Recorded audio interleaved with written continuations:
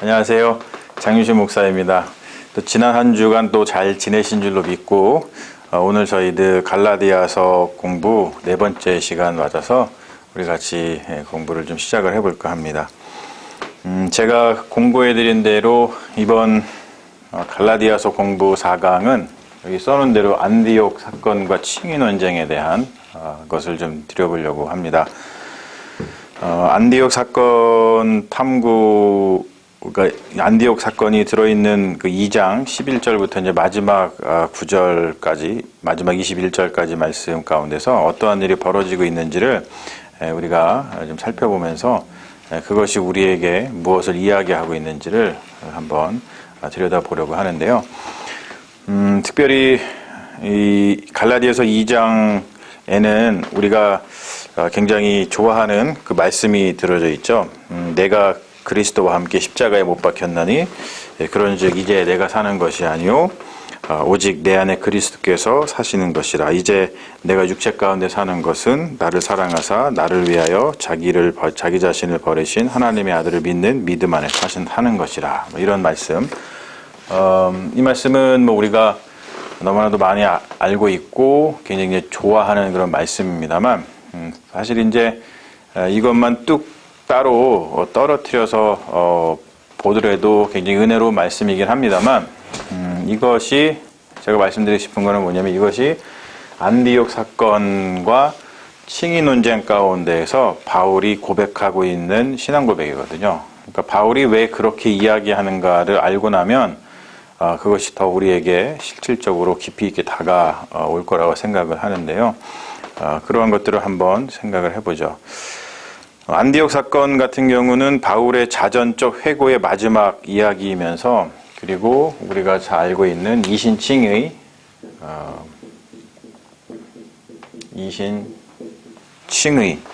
이 교리가 처음으로 제시되는 그러한 단락이죠. 이신칭의는 이제 한문이잖아요. 한문인데 뭐냐면 믿음으로써 의롭게 된다. 그런 뜻이잖아요. 그래서 justification by faith 그런 뜻입니다. 그런데 이것을 갖다가 우리가 조심해야 될 것은 뭐냐면 제가 좀 강조하고 싶은 것은 이거를 갖다가 이제 기독교 우리가 교리다 이렇게 이야기를 하는데 안디옥 사건과 칭의 논쟁 우리가 살펴보고 있는 이것을 통해서 우리가 알게 되겠지만 이것이 이제 이렇게 막 교리로다가 들어가 가지고 어떠한 우리 삶을 지배하는 어떠한 율법, 원리, 이런 거로다가 또 이렇게 탈바꿈이 되고 나면은 또 문제가 생겨요. 그래서 이신칭의는 교리로 배운다기보다도 이것은 삶으로 배워야 된다. 삶으로 배워야 된다. 이거를 조금 배워야 한다. 이것을 좀 굉장히 우리가 마음속에 좀 갖고 살았으면 좋겠어요.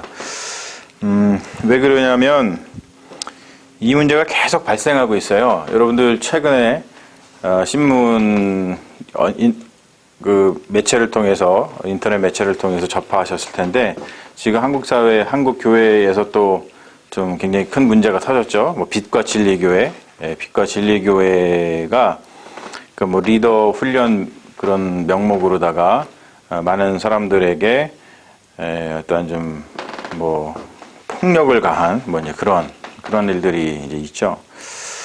거기서도 리더를 훈련시킨다고 하는 명목 하에서 내세운 그 말씀이 뭐냐면 고린도후서 6장 3절에서 10절의 말씀이거든요. 굉장히 멋진 말씀이죠. 무엇에든지 아무에게도 꺼리끼지 않게 하고 오직 모든 일에 하나님의 일꾼으로 자천하여 많이 견디는 것과 환난과 궁핍과 고난과 매맞음과 갇힘과 난동과 수고로움과 자지 못함과 먹지 못함 가운데서도 깨끗함과 지식과 오래 참음과 자비함과 성령의 감화와 거짓이 없는 사랑과 진리의 말씀과 하나님의 능력으로 의의 무기를 좌우에 가지고 영광과 욕됨으로 그러했으며 악한 이름과 아름다운 이름으로 그러했느니라.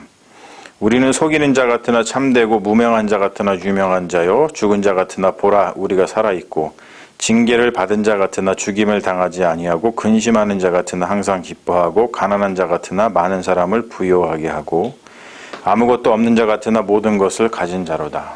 굉장히 중요하고 굉장히 아름다운 그런 말씀입니다. 근데 우리가 알다시피 그 교회에서 이러한 말씀을 가지고 이제 리더 훈련, 뭐 훈련한다는 명목 하에서 이것이 이렇게 바뀌는 걸 볼 수 있어요. 거기서 이제 인터뷰를 통해서 그 피해자들이 인터뷰를 통해서 밝힌 것들이 뭐냐면 믿음이 뛰어나다라고 하는 점을 보여줘야 됐다는 거예요. 믿음이 뛰어나다.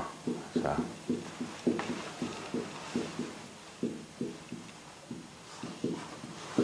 믿음이 뛰어나다는 것을 뭐한다? 보여줘야 된다.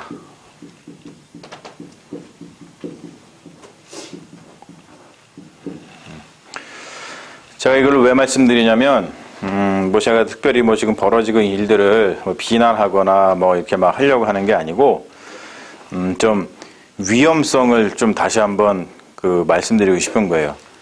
안디옥 사건과 칭의 논쟁에서 근데 중요한 게 뭐냐면, 지금 율법의 행위들 이것과 믿음이 좀 대립하고 있는 것처럼 이제 그려지거든요. 그런데 뭐냐면 율법의 행위들이 아니고 그리고 믿음이다. 이제 이런 이야기를 하고 있습니다만, 지금 2000년이 지난 지금 시대에 한국 기독교에서 벌어지고 있는 일들을 보면 어떤 일들이 벌어지냐면 여기서 율법의 행위들이 아니고 믿음이다 라고 이야기한 이것이 똑같이 평행 사건이 일어나고 있어요. 뭐냐면 믿음이 어떠한 그 교리가 돼가지고 갑자기 또 율법의 행위로다가 바뀌어버리는 거죠. 그래서 이런 일이 벌어지는 거예요. 믿음이 뛰어나다라는 것을 보여줘야 했다. 그래서 고린도 후서의 그 정말 중요한 아름다운 말씀에 훈련을 통해서 어떻게 바뀌었냐면 먹지 못함이라고 하는 그 말씀의 구절이 3일 금식하는 걸로다가 훈련으로 바뀌고 매맞음이라고 하는 그 말씀이 종로에 있는 게이바 골목에 가서 매맞을 때까지 전도하기로다 훈련의 명목으로 바뀌어버리고 또 영광과 욕됨이라고 얘기한 그 바울의 이야기가 사창가에 가서 전도하기로다가 바뀌어버렸어요. 훈련의 명목으로. 그리고 많이 견디는 것이라고 하는 바울이 고백한 신앙 고백이 양수리에서 교회까지 약 30km, 7시간 30분 행군해서 도착한 걸로다가 바뀌었다 그래요. 그리고 갇힘이라고 하는 바울의 이 고린도 후서에서의 말이 음식 쓰레기장에서 3시간 갇혀있는 것으로다가 훈련의 명목으로다가 바뀌어버렸다는 거죠. 자, 보세요. 그 일이 벌어지고 있죠, 지금. 안디옥 사건과 칭의 논쟁에서 우리가 좀 살펴보겠지만 율법의 행위가 아니고 믿음이야 라고 했는데 그것이 2000년이 지나고 나서 갑자기 또 믿음이 뛰어나다는 것을 보여줘야만 하는 상황으로 바뀌어버린 거예요. 그래서 제가 지금 말씀드린 이신칭의 교리는 교리로다가 배우면 아니라 삶으로 배워야 된다는 말이 무엇인지를 마음속에 새게 됩니다. 안 그러면 또 믿음이 다른 사람들을 저지하고 비판하고 나와 저 사람을 구별시키고 특별히 차별, 그렇죠? 그리고 그래서 이제 생겨나는 폭력, 이것에 믿음이라는 것이 뭐가 돼요? 근거가 돼버린다는 거예요. 지금 기독교에서 벌어지고 있는 가장 큰 문제 중에 하나입니다. 예. 그래서 갈라디아서 공부를 통해서 우리가 처음 시간에 이야기하는 것지만 갈라디아서의 핵심 키워드가 위선적 영성이었잖아요. 그렇죠? 위선적 영성. 이것이 그대로 믿음이라고 하는 걸 통해서 벌어지고 있는 거예요. 제가 그것을 이야기하기 위해서 지금 한국에서 빛과 진리 교회에서 벌어진 일들을 좀 가져다가 썼습니다만, 물론 이제 거기에는 뭐 들어가서 또 얘기하다 보면은 뭐 그 사람들도 또 믿음으로 행하려고 하다 보니까 이제 뭐 그랬겠죠. 뭐 여러 가지 또 정황들이 있겠지만, 그래서 우리가 뭐 섣불리 뭐 죽일 놈 나쁠 놈 이렇게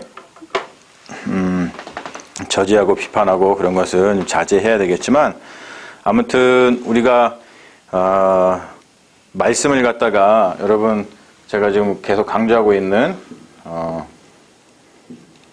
통전적으로 그러니까 좀 더 자세하게 이야기하자면은 성경이 쓰여진 그 텍스트의 그 정황 속으로 더 들어가 가지고 종합적으로 보지 않고 보지 않으면 우리가 자꾸 이 말씀을 갖다가 개인화시키는 거예요. 굉장히 개인화시키고 사사롭게 성경을 사용해 가지고 여기서 어떤 우리가 벌어지고 있는 지금 현대 우리 기독교 한국 기독교에서 벌어지고 있는 그 일들이 계속 반복해서 벌어질 수밖에 없습니다.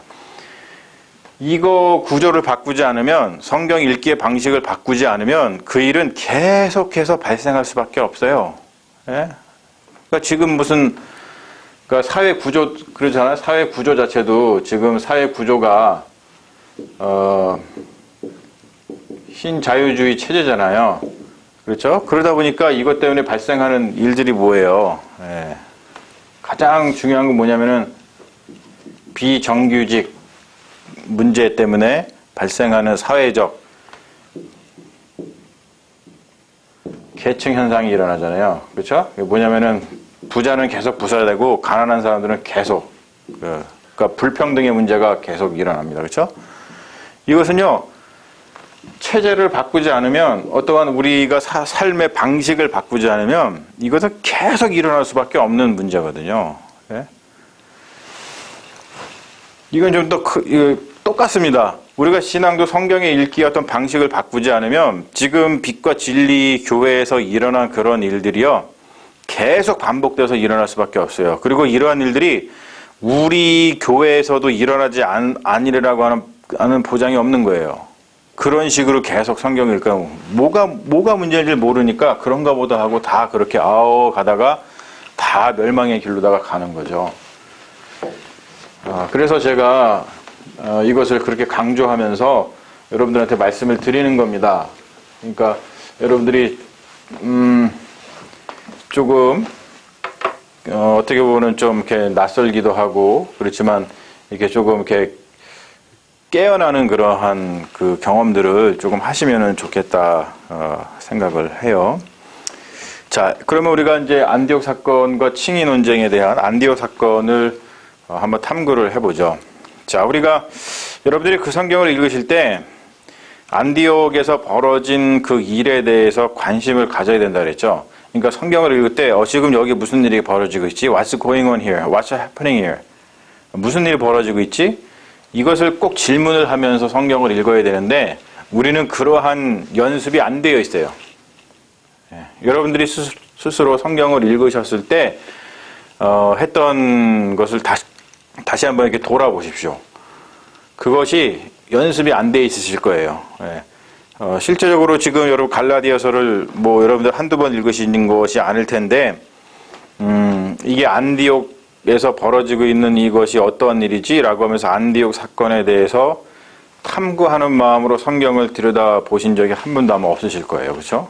그렇게 하신 분이 계시다면 대단하신 건데 그러실 겁니다. 자, 안디옥 사건이 왜 바울이 이 이야기를 이야기하는지, 왜 지금 갈라디아에서 안디옥 사건을 굳이 끄집어내고 있는지, 그것을 우리가 좀 아는 것이 중요해요. 왜냐하면 이신칭의, 믿음으로 말미암아 의롭게 된다라고 하는 칭의 논쟁을 꺼내기 위해서 그런 거거든요. 근데 그것이 우리의 믿음에, 우리 신앙의, 기독교 신앙에 정말로 중요한 것이기 때문에 이야기하는 것이겠죠. 그러니까 이것이 성경으로 우리에게 전해지고 있는 것이고요. 자, 그 전개를 한번 보죠. 무슨 일이 있었냐면 안디옥에서 도대체 무슨 일이 있었는가. 제가 이렇게 얘기하니까 꼭 그것이 알고 싶다를 진행하는 것 같아요. 그렇죠? 그런데 말입니다. 안디옥에서는 무슨 일이 있었을까요? 그렇죠? 안디옥에는 무슨 일이 있었는가? 자, 안디옥이 어떤 곳이에요, 여러분? 일단 안디옥 교회가 생각이 나시죠? 안디옥 교회는요, 이방 교회입니다. 그렇죠? 안디옥 교회는 굉장히 유명한 곳이죠. 이 안디옥 교회에서 누가 배출이 됐어요? 바울이 배출이 됐잖아요. 그렇죠?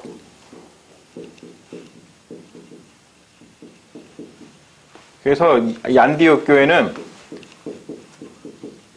이방 선교의 전초기지입니다.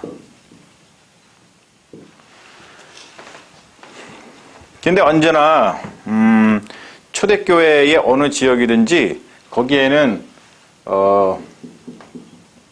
유대인과 그리고 우리가 흔히 아는 이방인이 섞여 있었어요. 그렇죠? 자, 여기 안디옥에 베드로하고 이제 일행들이 갔어요. 그리고 우리가 알고 어떤 일행이 있는지 모르지만 베드로가 갔고, 그리고 또 거기 그 성경에 나오지만 누가 또 같이 있었어요? 바나바도 같이 있었습니다. 아주 유명한 인물들이죠. 같이 가셨어요.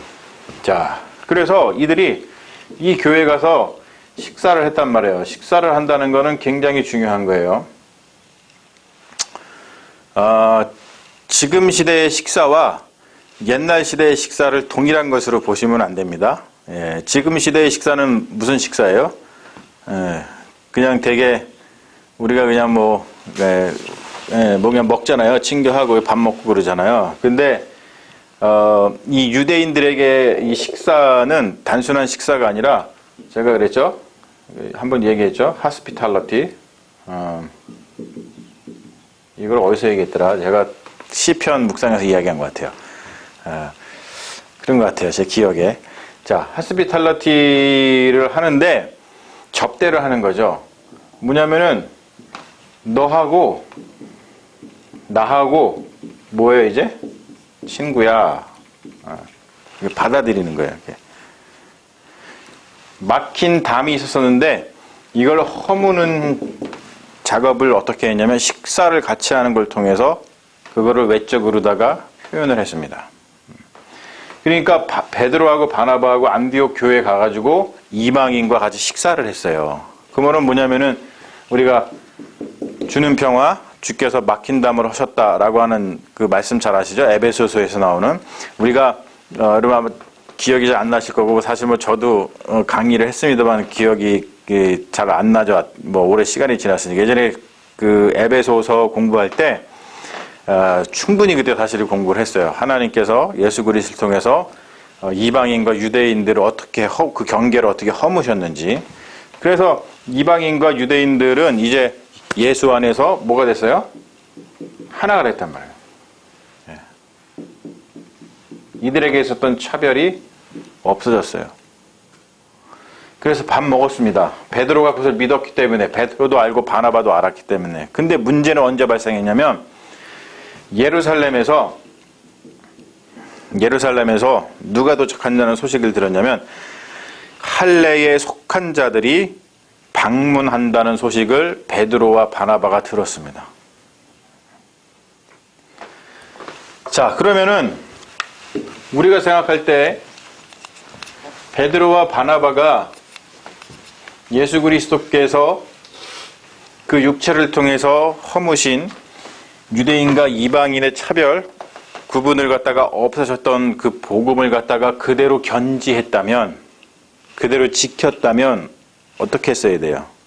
당연히 그냥 그들이 오던 말든 밥을 같이 먹는 것을 중단하지 말아야 됐죠.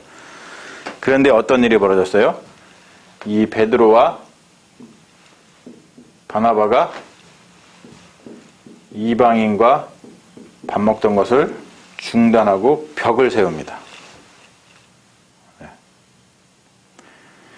여러분들이 생각할 때 메이크 센스가 돼요? 베드로가 왜 그랬을까? 네. 자, 이 사건에 대해서 이렇게 벽을 세운 사건에 대해서 지금 누가? 바울이 뭐 하는 거예요?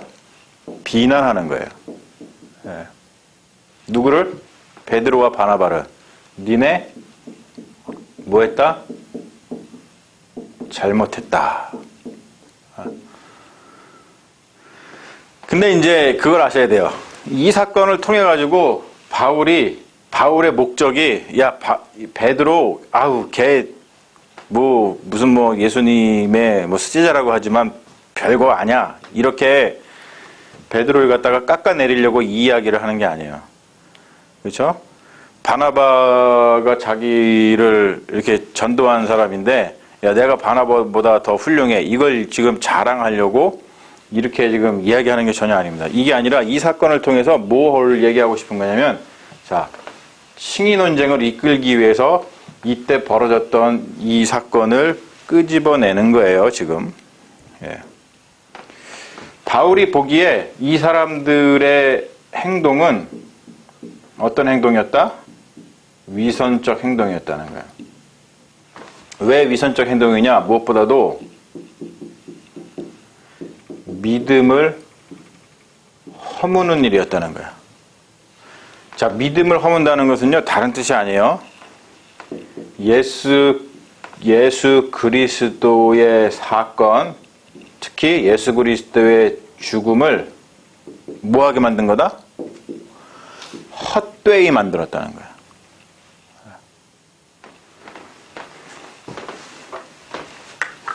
우리가 흔히 얘기하죠. 도루묵. 내가 뭔가 열심히 했는데 그걸 갖다가 도루묵 시켜놓아요. 그러면 여러분 어때요? 굉장히 기분이 나쁘죠? 자, 하나님께서 예수 그리스도를 통해서 예수 그리스도가 이 십자가의 죽음을 통해서 우리에게 계시했단 말이에요. 뭐를? 구원의 길을 계시했단 말이에요. 근데 지금 이 안디옥 사건에서 벌인 이 베드로와 바나바가 이것을 도루묵 시켰다는 거예요.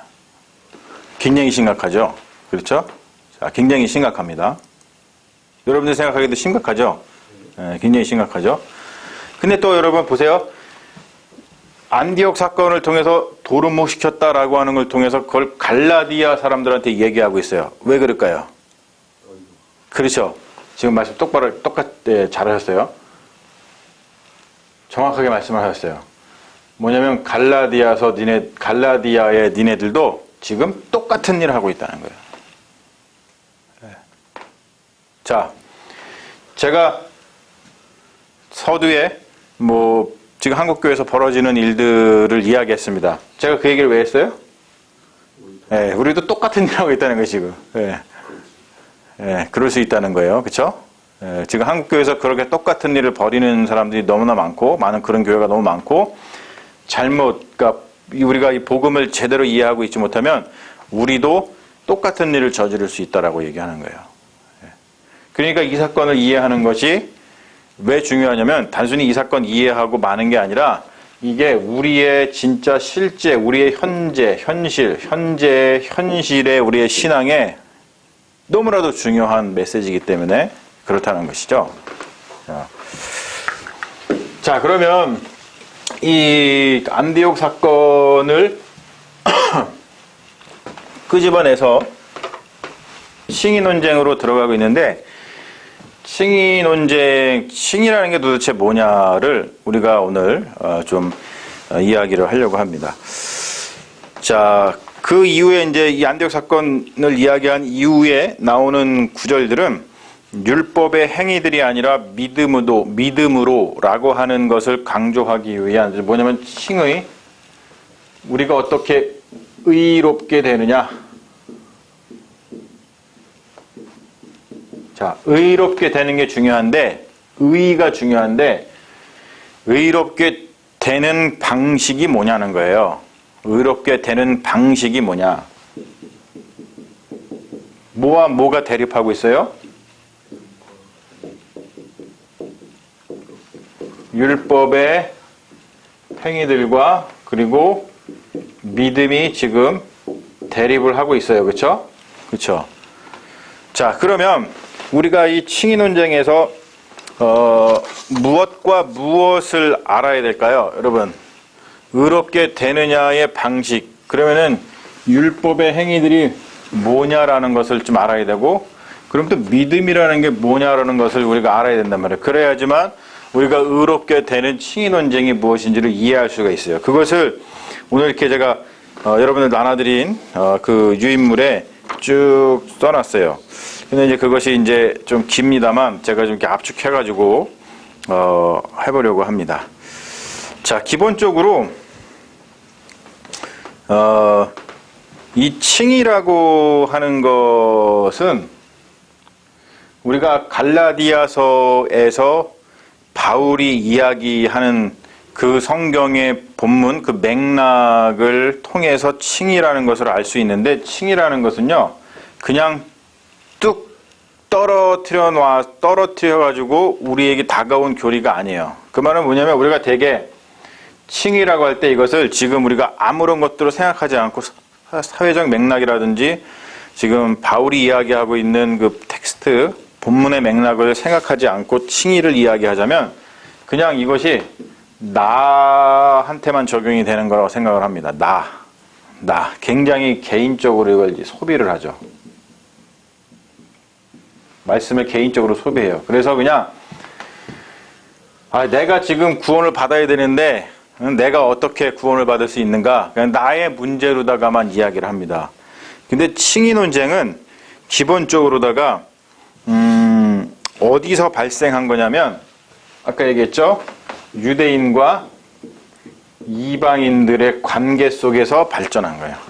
뭐냐면 굉장히 사회적 맥락이 있다는 것이죠. 이것을 간과하고 그냥 바로 이렇게 적용을 하면은 엉뚱한 결과가 나온다는 거예요. 자, 이 칭의론은 그래서 애초부터 유대인과 이방인의 구분 혹은 유대인과 이방인의 차별의 문제가 관련된 교리라는 거예요. 사회적 맥락이 있다는 것이죠. 자, 이게 왜 이제 중요하냐면 바울이 이야기하는 것이 뭐냐면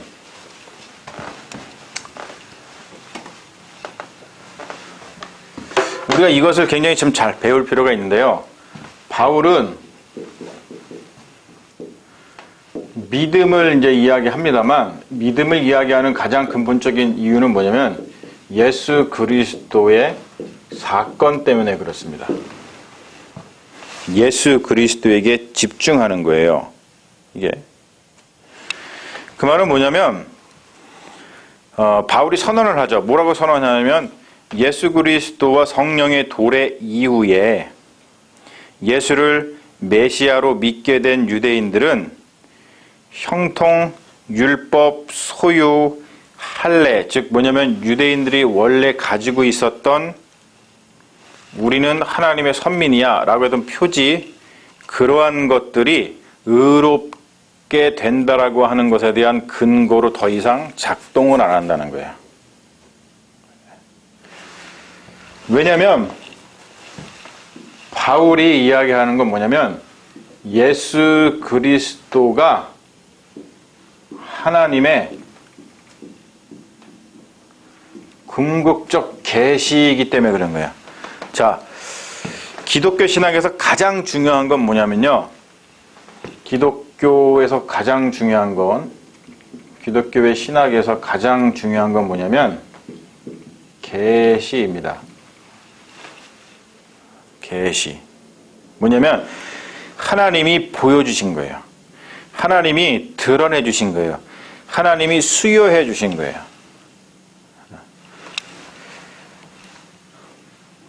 그러니까 이것에 따라서 진리냐 아니냐가 결정이 된다는 것이죠. 이게. 근데 바울이 보기에는 하나님의 궁극적 계시가 드러난 예수 그리스도의 사건이, 그래서 예수 그리스도가 오셔서 또 예수 그리스도 플러스 성령, 이 사건이 더 이상 율법의 어떤 행위들을 무효화시킨다는 거예요. 왜 이런 이야기를 하고 있는지를 이제 우리가 좀 그 이유를 살펴봐야 되겠죠. 자, 이 칭의 논쟁에서도 중요한 건 뭐냐면요. 아까 얘기했죠. 제가 사회적 맥락이 있다고. 칭의 논쟁에서는 사회적 맥락을 사용해야 된다. 근데 칭의라고 하는 것은, 의롭게 된다라고 하는 것은 굉장히 종말론적 용어예요. 예. 자, 우리가 이 칭의라는 것을 생각할 때, 여러분 칭의라는 것을 생각할 때 유대인들에게 칭의는 종말론적인 사건이에요. 우리가 지금 여기 살고 있잖아요. 그리고 하나님의 종말의 때가 오거든요. 이 종말의 때에 어떻게 의롭게 될 것인가 라고 하는 미래지향적인 시선을 가지고서 이야기하는 게 칭의에 대한, 의롭게 된다라는 것에 대한 논의입니다. 그러니까 지금 딱 나 의롭게 돼서 땡 이게 아니에요. 굉장히 미래적인 용어입니다. 예. 자, 그래서 이 유대인들이 바라봤던 칭의와 바울이 바라봤던 칭의의 공통점은 뭐냐면 둘 다 종말론적이라는 거예요. 그러니까 시점을 바꾸는 게 아니라 바울이 뭘 바꾸냐면 방식을 바꾸는 거야. 똑같이 종말론적인 시점에서 의롭게 되는 것이 유대인들은 율법에 의해서 그렇게 됐다, 그렇게 될 것이다 라고 이야기하지만 바울은 아니다. 시점은 같아요. 종말론적으로 생각하는 시점은 같은데 율법으로 되는 게 아니다. 방식에서 율법이 아니고 뭐다? 믿음이다. 이렇게 이야기하는 겁니다. 네. 자, 이렇게 이야기를 하니까 사실은 바울이 어딜 가든지 유대인들한테 미움을 산 거거든요. 그게 자기들이 생각해왔던 어떠한 방식들의 수정을 가하니까. 네. 우리가 이제 미래적 관점에서 얘기하는, 즉 뭐냐면 율법이 아니라 칭의의 근거는 십자가에 달리신 그리스도를 향한 믿음이다 라고 이야기하는 것이 바울 복음의 핵심입니다. 그러니까 우리들도 이것을 잘 알아야겠죠. 우리가 복음의 핵심을 잘 안다는 것은 우리가 우리의 신앙을 어떻게, 우리가 삶을 어떻게 살아가는지에서 굉장한 중요한 영향을 미치는 거기 때문에 우리가 지금 바울이 이야기하고 있는 이것을 잘 따라가고 있는지 아닌지를, 즉 뭐냐면 하나님께서 계시하신 것을 우리가 진리로 바꾸서 그 하나님의 계시를 잘 따라가고 있는지 아닌지를 점검할 필요가 있는 겁니다.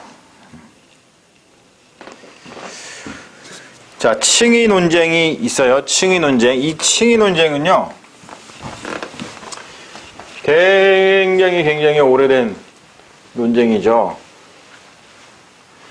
칭의 논쟁의 핵심은 뭐냐면 율법의 행위들로는 의롭다 하심을 받을 수 없다라고 하는 게 칭의 논쟁의 핵심입니다. 제가 거기 써놨습니다. 4번에 칭의 논쟁의 핵심 주장이 뭐냐면 율법의 행위들로는 의롭다 하심을 받을 수 없다라고 하는 거예요. 자, 근데 이 칭의 논쟁은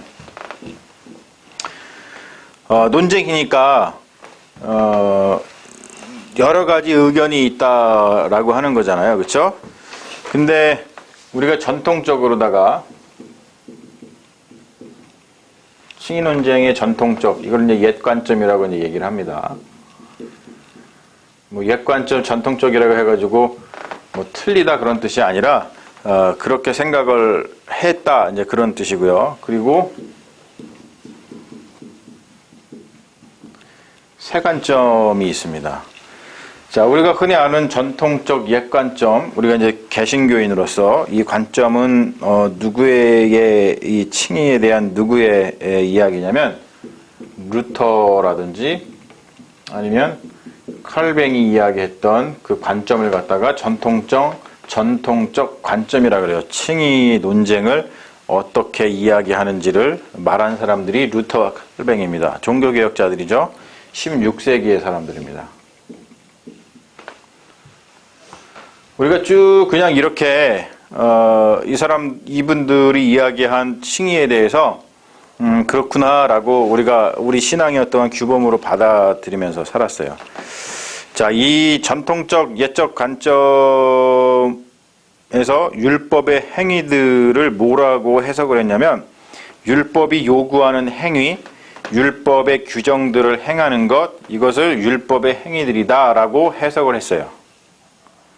갈라디아서에서 바울이 율법의 행위들로는 구원받을 수 없고 믿음으로 구원받는 거다라고 했을 때 율법의 행위들을 바울이 뭘 가리키느냐라는 것을 해석할 때 율법이 요구하는 행위, 율법의 규정들을 행하는 것을 말한다라고 이야기한 사람들이 누구라고요? 루터와 칼뱅 같은 분들이라고요. 굉장히 권위가 있죠, 그렇죠? 우리가 뭐 루터, 칼뱅 그러면 굉장한 권위가 있습니다, 그렇죠? 그러다 보니까 율법주의, 행위 구원론 이것은 아니고 믿음과 행함이 상반되는 개념으로다가 간주되어 왔어요. 그래서 우리가 흔히 얘기하죠.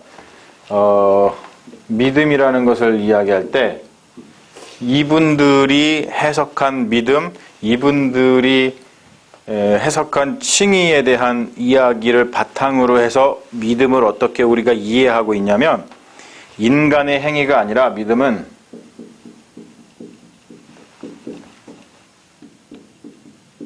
행위가 아니라 거기 써놨어요 제가 예수 그리스도를 또는 예수 그리스도의 공로를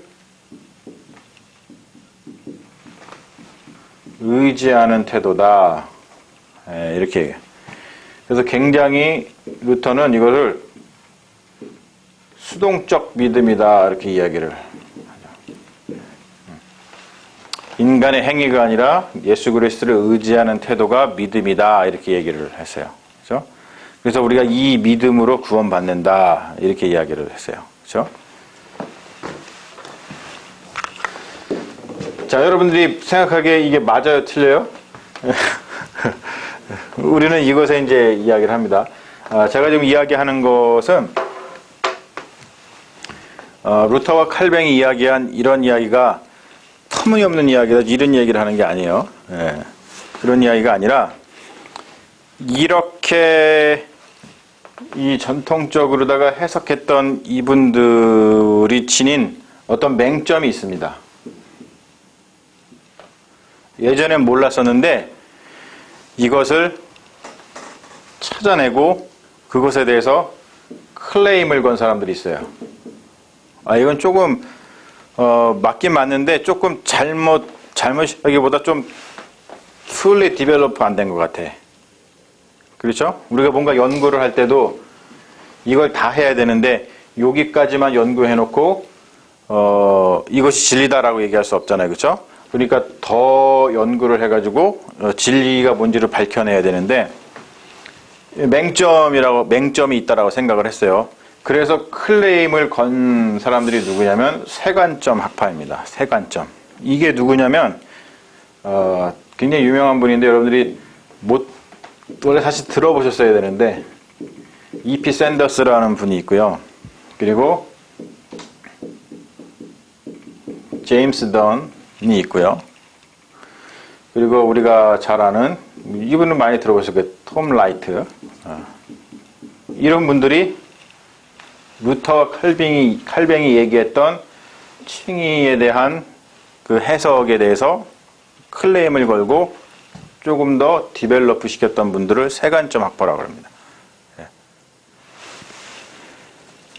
자, 굉장히 유명한 논쟁이고요. 굉장히 중요한 사실 논쟁이거든요. 그런데 E.P. 샌더스 이런 분들이 이것을 갖다가 클레임을 건 게요. 뭐 10년 전 이야기가 아니에요, 여러분. 1970년대 이야기예요. 벌써 몇 년 됐어요? 50년 된 이야기, 50년.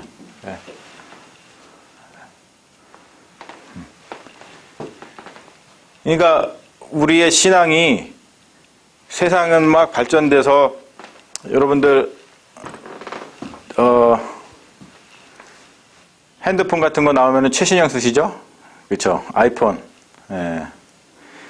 최근에 아이폰 새 거 사신 분 생각해 보세요. 그렇죠? 그렇죠? 근데 우리가 신앙을요. 이게 몇 년이라고 그랬어요? 16세기라고 그랬어요. 몇 년 전에? 500년 전에. 500년 전 신앙의 생각에 기대어서 신앙생활을 하신 분이 계세요. 자, 이것도 몇 년 전이에요? 50년 전이야. 이것이 있었는지도 알지도 못해. 여러분 처음 들어보셨죠? 예. 알지도 못해. 예.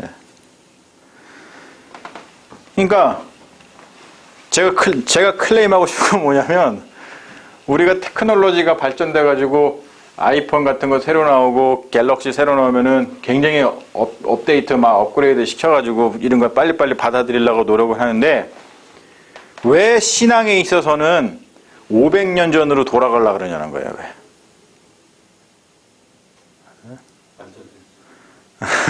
새로 나온 거 별로 안 좋아.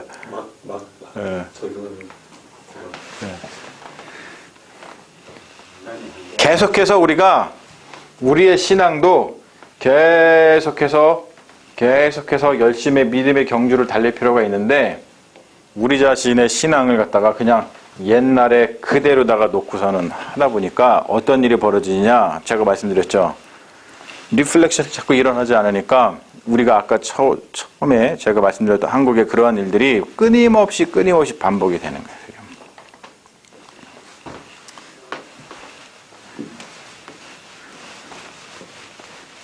이 세관점 학파가 공헌한 게 뭐냐면, 조금 더 바울이 갈라디아서 또는 로마서에서 이야기한 칭의가 무엇인지를 이 옛가점 학파 루터나 칼뱅들은 이 사회적 맥락을 무시하고 해석을 했는데, 그렇게 하면 안 되는 것에 대해서 이야기를 밝혀냈어요. 예.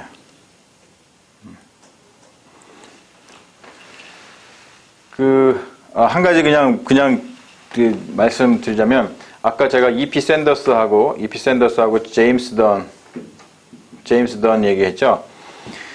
제임스 던하고 이 세관점에 대한 그 칭의 논쟁을 맞짱 뜨신 한국의 유명한 신학자가 있죠. 그 누군지 아세요? 여러분도 아마 들어보셨고 아마 그분의 책도 읽어보신 분도 계실 거예요. 그게 누구냐면, 그게 김세윤 박사입니다. 김세윤 교수님. 예.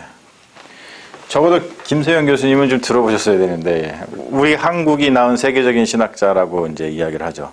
왜냐면은 아까 얘기한 E.P. 샌더스, 제임스 던, 그리고 톰 라이트, 이분들이 세관점을 이끌었던 주류 학파들인데, 그분들하고 대화하면서 맞짱을 떴던 제임스 던, 특히 제임스 던하고 맞짱을 떴던 분이기 때문에 굉장히 훌륭한 그런 분이 우리 한국에도 존재한다는 것을 좀 알려드리고 싶어서 그렇습니다.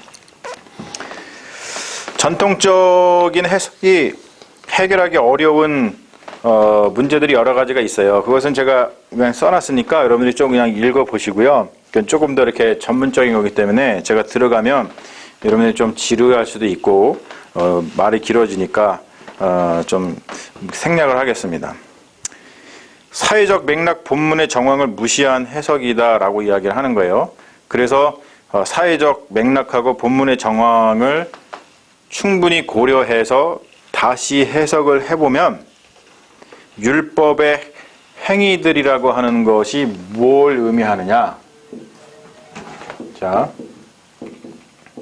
율법의 행위들이라는 것이 단순히 그냥 믿음과 이렇게 대비되는 행위를 이야기하는 게 아니라는 거예요. 우리가 굉장히 이것은 조심할 필요가 있거든요. 그러니까 이거를 잘못 이해를 해버리니까 제가 처음에 얘기했던 것처럼 믿음이 뭐가 돼버려요? 이게 또 행위의 노릇을 해버리는 거예요. 규범이 돼버린단 말이에요. 규범이. 예. 그러니까 이걸 조심해서 해석을 해야 되는데, 율법의 행위들이 그러면 뭐냐? 문맥과 사회적 맥락을 고려해가지고 더 자세하게 해석을 해보니까 어떤 뜻이냐면, 그런 뜻이라는 거죠. 뭐냐면은 율법의 행위들은 단순히 그냥 율법을 행하면 안 돼. 우리 행위 또는 뭐 순종 또는 사랑 이런 게 다 행동이잖아요. 그렇죠? 행위잖아요. 이런 게 다 행위잖아요. 이런 거는 소용없어. 믿음만 있으면 돼.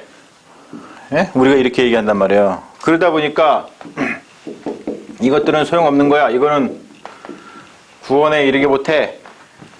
믿음만 구원에 이르게 하는 거야. 라고 하다 보니까 어떤 일이 벌어지냐면 아까 처음에 얘기했듯이 내가 믿음이 있다는 것을 뭐 해야 돼 또? 증명을 해야 돼. 증명을. 예. 그런 사태가 벌어진다는 거예요. 이게. 예. 그러면은 바울이 맥락 속에서 사회적 관계 속에서 율법의 행위들이다라고 이야기한 그 뜻이 뭐냐? 그 뜻이 뭐냐면 율법의 행위들을 내세웠던 이들은 율법 전체를 지켜야 한다고 주장했던 사람들이 아니라 율법의 행위, 곧 할례, 전통적인 어떤 언약의 표지, 안식일 준수, 식탁 규정 이런 것과 같은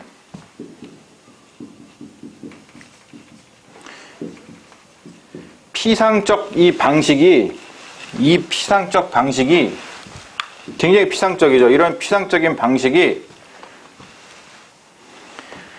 유대인들의 정체성과 그리고 종말론적인 구원, 즉 뭐냐면은 제가 종말론적으로 칭의를 바라봐야 된다 그랬죠. 종말에 하나님께서 너 의로워 라고 인정해주는 근거가 된다라고 주장했던 사람들이라는 거예요. 네. 이해가 되세요? 네. 이해가 안 되시나? 네. 그러니까 율법의 행위들은 단순히 행위, 순종, 사랑 이런 거 필요 없어. 이런 뜻이 아니라는 거예요. 왜냐하면 순종은 구원의 필수 요소입니다, 여러분. 그러니까 누구 이야기를 해요? 3장부터? 아브라함 이야기를 하죠. 약속을 받았으면 뭐 해야 돼요? 순종해야 되잖아요. 그렇죠? 믿고 순종해야 되잖아요. 순종하는 건 뭐예요? 행위거든요. 그러니까 우리가 행위를 부정하는 게 그러니까 율법의 행위들은 행위를 부정하는 그렇기 위해서 바울이 얘기한 게 아니라 사회적 맥락을 집어넣어서 다시 해석을 해보니까 어떤 해석이냐면 피상적인 방식으로다가 자기들이 그냥 종말에 우리는 구원받았다라는 것을 증명하려고 하는 그런 사람들을 가리키는 용어였다는 거예요. 이게 이해가 잘 되셔야 돼요. 이게 이해가 안 되시는 분들은 저한테 따로 전화해서 질문해 주세요. 시간이 없기 때문에 더 끌지 않겠습니다. 자, 제가 이 이야기를 왜 하냐면 이거를 잘못 이해하면 지금도 그렇죠. 믿음이 그냥 표상적으로다가 뭐의 표지로 보여요? 우리 지금 개신교인들한테 구원의 표지로 보인단 말이에요. 예. 이게 표상적으로 그렇게 이야기가 되면은요, 가장 어떤 일이 벌어지냐면 위선적 신앙이 발생을 하게 된다는 거예요. 예. 왜냐? 이런 외적 조건에만 매달리게 되거든요, 사람들이. 이 사람들도 율법의 행위들, 즉 뭐냐면 외적 조건에 매달려가지고 내가 할례 받았어? 내가 안식일 지켜? 내가 지금 음식 규정을 지켜? 이걸 통해서 뭘 담지하고 있다고요? 나는 종말에 칭의, 의롭다 하심을 받은 사람이라는 것을 근거로 삼는단 말이에요. 거기에만 매몰된다는 것이죠, 사람들이. 거기에만. 똑같죠? 지금도 믿음이라는 것이 표상적으로다가 이게 그치게 되면은 나 믿음 있어? 근데 믿음 있는 거 어떻게 알아? 그걸 또 증명하려고 들어요. 그러다 보니까 그거 표상적으로다가 그것이 그렇게 되다 보면 그것이 내가 구원받은 표지야라고 하면서 위선적인 신앙으로 간다는 거예요. 지금 제가 주장하는 이걸 통해서 주장하는 것이 여러분들 마음속에 좀 얼마나 다가오시는지 모르겠는데요. 마음속에 안 다가오시면 여러분의 잘못이 아니고 제 잘못입니다. 제가 설명을 잘못하고 있는 거예요. 자, 이렇게 지금 이야기하는 바울은요, 굉장히 선지자적으로 이야기를 하고 있죠. 선지자적 비판의 전통에 서 있는 겁니다. 왜요? 칭의 논쟁에서 지금 율법의 행위를 하는 자들에 대해서 비판하고 있는 그것은 선지자적 비판 전통에서 바울이 이야기하는 거예요. 왜냐하면 우리가 구약에서도 보면은 이사야, 예레미야, 아모스 이런 선지자들도요, 다 유대인들을 향해서 뭐라고 이야기를 했냐면 아브라함의 후손이라고 하는 혈통적 신념, 화려한 종교성, 우리가 막 유대인들이 엄청난 막 소를 잡아서 양을 잡아서 막 예배를 많이 드렸잖아요. 근데 호세아서 같은데 아모스에서 같은데 뭐라 그래요? 야, 니네 더 이상 니네 예배 싫다. 니네 절기 싫다. 엄청난 종교성. 그것을 내세우면서 우리는 선민이야. 우리는 구원받았어. 우리는 종말에 의롭다라고 하나님께 받아들여질 거야 라고 굳건하게 믿었지만 정작 순종하는 삶에는 무관심했다는 거예요. 종교적 신앙은 굉장히 좋았는데 뭐가 없었어요? 삶이 없는 삶.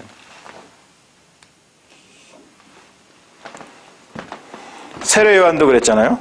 세례 요한도 아브라함의 자손의 신분에 기대어서 임박한 진노를 내가 피할 수 있을 거라고 생각하지 말라고 그래요.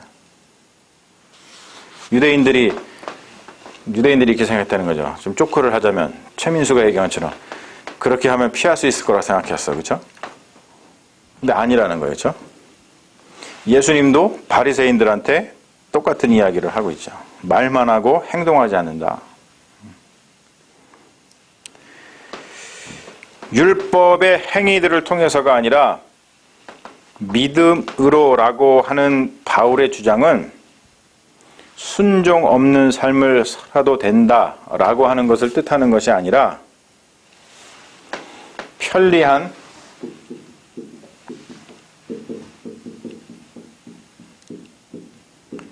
위선적 신념을 버리고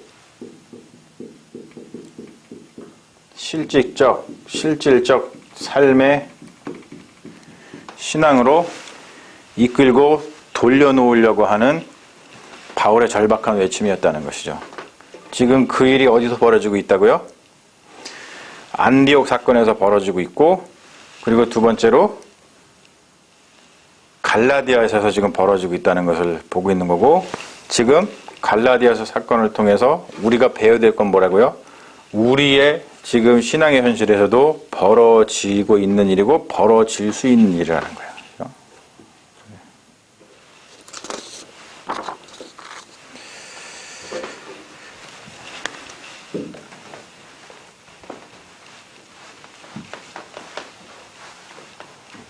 자, 벌써 시간이 많이 갔어요. 더 할까요? 네. 제가 더 하고 싶은데 여기서 일단 마칠게요. 마치고 여러분 다시 한번 생각을 해보세요. 다시 한번 생각을 해보시면서 이 안디옥 사건을 통해서 지금 바울이 끄집어내고 있는 칭의 논쟁의 핵심이 무엇인지를 다시 한번 좀 들여다보시고 우리가 생각해야 될 건 뭐냐면요. 자, 다시 한번 좀 정리를 하자면은, 율법의 행위를 통해서가 아니다라고 이야기할 때, 지금 바울이 비판하고 있는 것은 뭐냐면, 이 사람들이 어떤 행위를 했냐면, 할례 받는 거, 절기를 지키는 거, 음식 규정 같은 거, 이런 것들을 지켰어요. 그렇죠? 그러면 뭐 하냐는 거예요.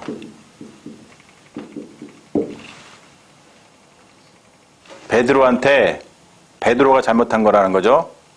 베드로하고 바나바가 잘못한 게 이런 거예요. 할례를 하고 절기를 하고 음식 규정을 지키면 뭐 하냐는 거예요. 그러면 뭐 하냐는 거예요. 우리가 믿음을 가지고 있으면 뭐 하냐는 거예요. 지금으로 따지면 개신교인들한테 왜요? 그러면 뭐예요? 베드로가 무슨 짓을 했어요?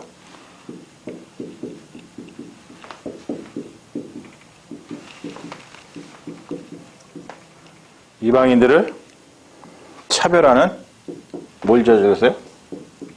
폭력을 저지르는 거예요. 뭐냐면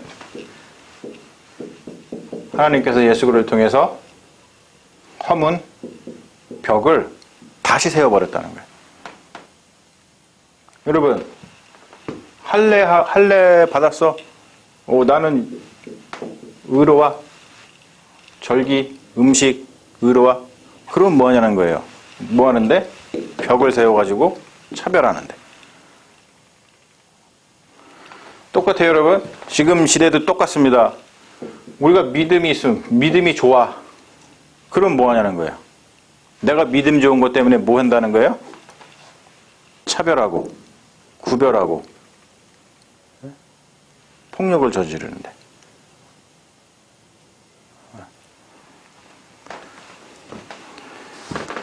계속 우리의 신앙을 지금 성경에서 이야기하고 있는 이것에 비추어서 우리의 신앙을 계속 리뉴할 필요가 있습니다. 리플렉션을 계속 해야 돼요. 그렇지 않으면 우리가 똑같이 안디옥에서 벌어졌던 그 일을 행하게 되고 갈라디아에서 벌어지는 갈라디아 교회 교인들한테 벌어지는 그 일이 동일하게 우리에게 발생할 수 있다는 거예요. 자, 다음 시간에는 이어서 이제 그러면은 이 칭의 논쟁의 뒷부분을 더 이야기를 하도록 할 텐데요. 이 뒷부분도 굉장히 중요하거든요. 왜 이렇게 이야기하는지, 그러니까 궁극적으로 율법이 아니고 왜 믿음이라고 하는지에 대해서 이야기할 때 다음 시간에는 이것이 결국엔 뭐로다가 발전이 되냐면 성령론으로 발전이 됩니다. 성령론. 이것 때문에 이 이야기를 결국엔 하는 거예요. 오늘 시간이 없어갖고 결말까지 좀 못 가서 그런데 여러분 생각하시면서 그렇구나. 왜 율법이 아니라 믿음이라고 이야기를 하는지가 결국에는 바울이 성령론을 발전시키고 예수 그리스도에 집중하는 그 이야기 때문에 이 이야기를 하는 거거든요. 그러니까 이것이 무엇인지가 되게 중요하니까 다음 시간에도 여러분 우리 같이 하나님 말씀을 나누면 좋겠습니다. 우리 기도하고 마치겠습니다.